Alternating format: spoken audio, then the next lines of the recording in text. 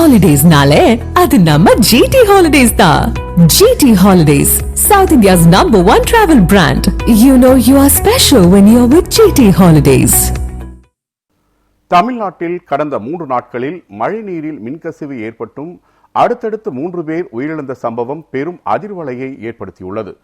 தமிழகத்தில் பல்வேறு இடங்களில் கடந்த சில நாட்களாக மழை பெய்து வருகிறது.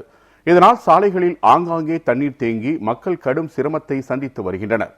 இந்த நிலையில் கடந்த 22ஆம் தேதி சென்னை ஈஞ்சம்பாக்கத்தில் சாலையில் தேங்கி கிடந்த மழைநீரில் மின்கம்பி அறுந்து விழுந்ததை கவனிக்காமல் கால் வைத்த கட்டுமான தொழிலாளி சாமுவேல் என்பவர் மின்சாரம் பாய்ந்து உயிரிழந்தார்.